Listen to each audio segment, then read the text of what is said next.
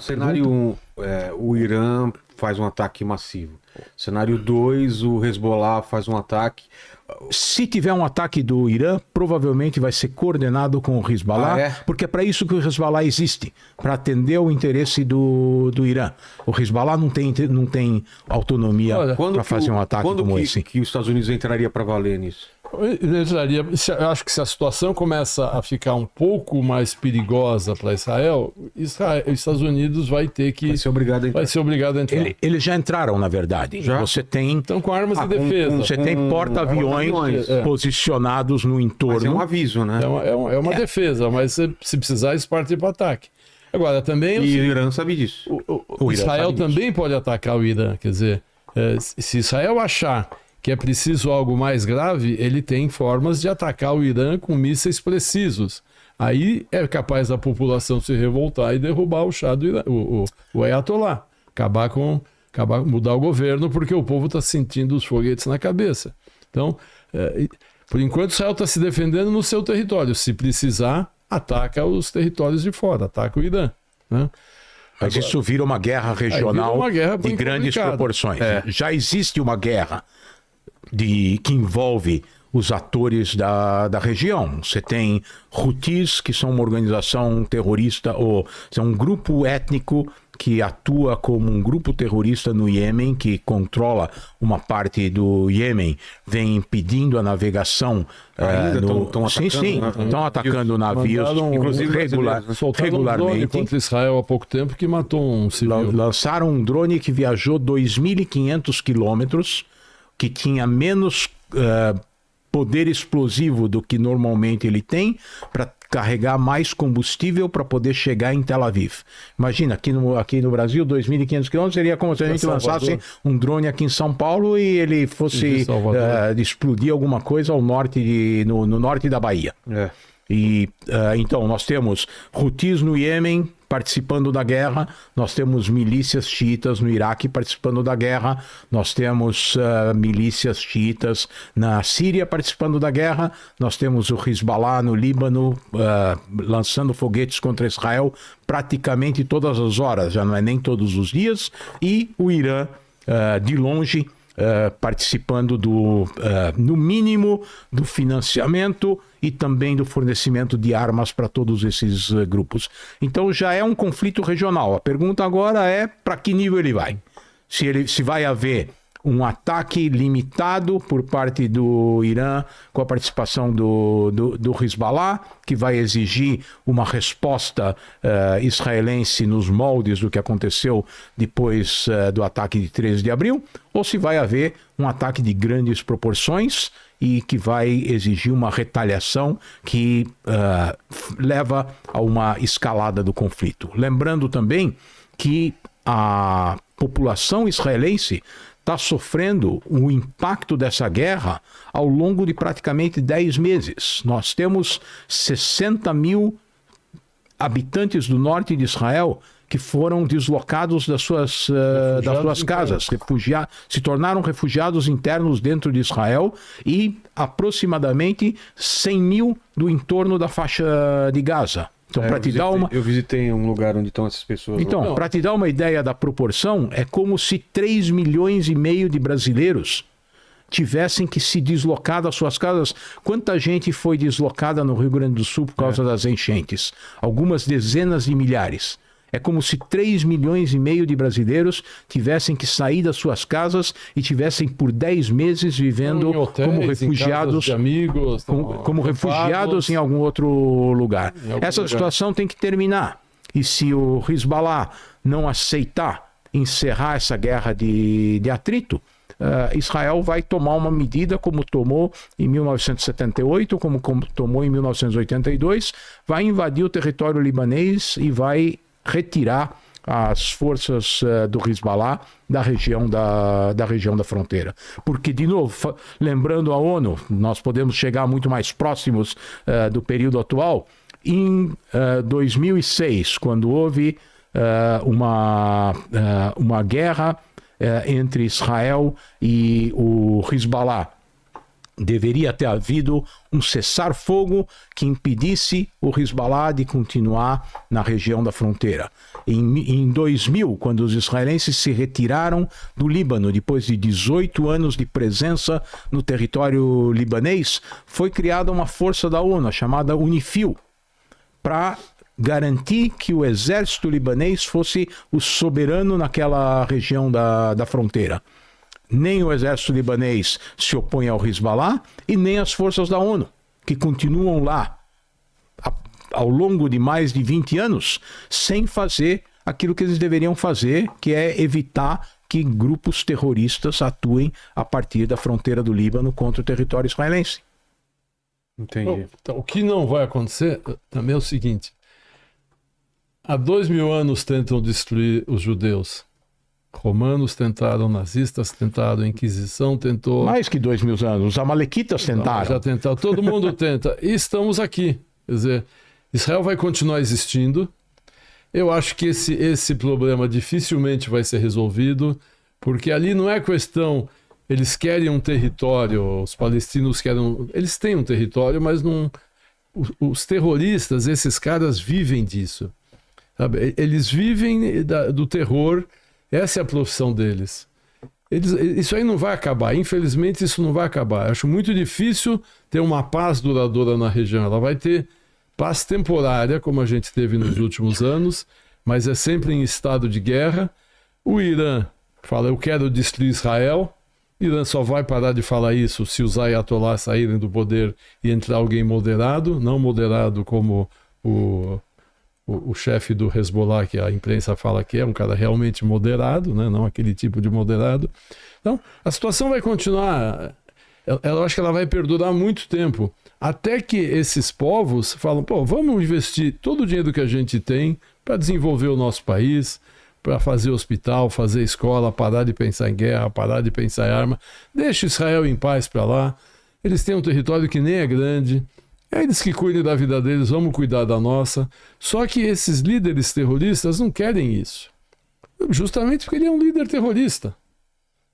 É como achar que um bandido de altíssimo grau, de altíssima periculosidade, um chefe da máfia, vai chegar e dizer, olha, eu já ganhei bastante dinheiro, agora eu vou partir para ser uma pessoa honesta. Isso não existe.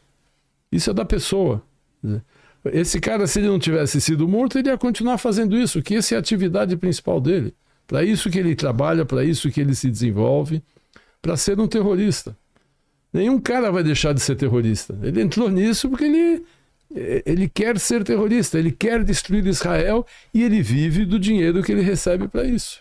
E o que tem que ser desmistificado também é a ideia de que Israel é responsável pelos conflitos do Oriente Médio. Ao longo de toda a história, os árabes e os muçulmanos se mataram entre eles muito mais do que as vítimas do conflito entre Israel e os palestinos. Como eu mencionei antes, na Guerra Civil da Síria, morreram 500 mil civis sírios. Israel não matou nenhum. O Al-Qaeda, que é uma organização fundamentalista islâmica, o Estado Islâmico, que é uma organização fundamentalista islâmica, mataram muito mais muçulmanos do que qualquer outro. Esse caso do Al-Qaeda. O Al-Qaeda destruiu as Torres Gêmeas dos Estados Unidos, matou 3.000 e poucos americanos, 3.200 americanos, se eu não me engano. Ao longo da história deles, eles mataram dezenas e dezenas de milhares de muçulmanos em todo o Oriente Médio. Fazer uma colocação nisso. Você pega as Torres Gêmeas, jogaram os 2 aviões, destruíram as Torres Gêmeas. Pra quê? O que eles ganharam com isso? Não foi para conquistar o território, não foi para... Nada. No que melhorou a vida deles? Não, para destruir um símbolo. O objetivo deles era destruir um símbolo e tentar minar os alicerces das democracias ocidentais. Porque eles não foram só as Torres Gêmeas. Eles atacaram em Londres, eles atacaram em Madrid. A ideia é... Mas você vê a loucura. Ele acha que isso ia mudar alguma coisa no mundo e no que ia melhorar a vida dele. Quer dizer, se você parar para pensar nos objetivos desses caras, é completamente insano. Destruí as Torres Gêmeas, matei 3.000 americanos. Sabe a única coisa que sobrou depois disso? É que a gente tem que, cada vez que vai viajar, tem uma revista dos pés à cabeça, tirar o tênis, tirar o sapato, tirar o relógio, tirar o cinto. É a única coisa que sobrou disso. Quer dizer, não serviu para nada. O Afeganistão continua aquela desgraça que era. Ele acabou sendo morto também, o Osama Bin Laden. Para que eles fizeram isso?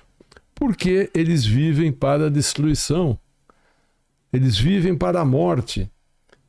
Mas o que você vai ganhar destruindo as duas torres? Acho que ninguém sentou e falou: Osama, vem cá. Para que nós vamos fazer isso?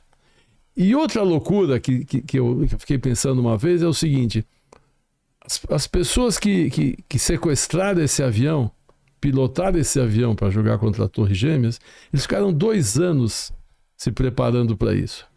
Vilela, você imagina, você é um garoto de 18, 20 anos, você sai de um Afeganistão, da Arábia Saudita, sei lá de onde esses malucos saíram, vai para os Estados Unidos, entra numa escola de pilotagem, fica 2 anos convivendo lá. Vai no barzinho, aluga um bom carro. Não vai no barzinho porque eles são muçulmanos, eles não bebem. Fora eles bebem. Fora eles bebem. Aí no barzinho, sai come uma americana loirinha, se diverte daqui, se diverte dali, compra roupa boa. Quer dizer, ele viveu nesse momento dentro dessa sociedade 2 anos. E mesmo assim, esse cara teve uma lavagem cerebral, que ele entrou num avião e pilotou esse avião para destruir as ruas, sabendo que ele ia morrer junto. Quer dizer, olha a cabeça do cara, a lavagem cerebral que o cara sofre, um garoto de 18, 20 anos, porque não é que ele, num momento de epifania dele, no momento de repente, eu vou me explodir, pega uma bomba, amarra na barriga e sai para explodir. Não, ele ficou 2 anos se preparando para isso. Ele teve tempo de pensar, de analisar, de falar com os pais. Pô, não, e tem um aspecto... Para que eu estou fazendo isso? Tem um aspecto muito interessante também, porque a gente muitas vezes ouve falar que a causa do terrorismo é a pobreza, o desespero. Vai ver quem eram os perpetradores do 11 de setembro. Era gente educada, engenheiros, classe média, para quem nunca faltou nada. E tem uma história muito interessante que eu imagino que vai chamar a atenção de todo mundo. Quando o FBI foi investigar quem tinham sido os terroristas que cometeram o 11 de setembro, eles terminaram chegando nessa escola de aviação onde eles, onde eles aprenderam a pilotar os aviões. E eles perguntaram para os professores, mas como eram eles? Né, vocês nunca acharam nada estranho de ter esses caras aqui estudando como pilotar aviões? E aí um dos professores falou: agora que você está me... Eu nunca achei nada estranho, nós temos vários alunos desse tipo, mas agora que você está me perguntando, eu estou lembrando que eles foram excelentes alunos, eles estavam muito preocupados em aprender todos os detalhes sobre pilotar o avião, mas eles nunca perguntaram como é que se pousa o avião. Eu lembro disso aí. Agora, é isso que eu falo, o cara ficou 2 anos dentro dessa sociedade, convivendo, conversando com os americanos, porque eles falavam inglês, indo no barzinho, indo no cinema. Ainda assim, eles entraram no avião, sequestraram o avião e se mataram. Pra quê? Por uma ideologia e pelo ideal de, eventualmente, disseminar os princípios do fundamentalismo islâmico, que não permite que as democracias ocidentais sobrevivam. A ideia deles é transformar o mundo inteiro num califado. Gente como nós não deveria sobreviver, porque nós não compartilhamos dos valores e dos costumes deles. E de novo, essa é a mensagem do canário na mina. Se nós não combatermos esse tipo de atuação a partir do momento em que ela é identificada, nós vamos ser as vítimas no futuro. E Israel hoje é o bastião no Oriente Médio que está tentando impedir que esse tipo de atitude e esse tipo de ideologia se dissemine pelo mundo ocidental, pelas democracias ocidentais. É isso que o mundo tem que acordar e levar em conta. Que se Israel não for defendida com esses valores, o que eles estão fazendo lá, ou estão tentando fazer lá, mais tarde eles vão fazer em todos os outros países que prezam as liberdades individuais. Querem acabar com as democracias, com a liberdade. É isso que eles querem.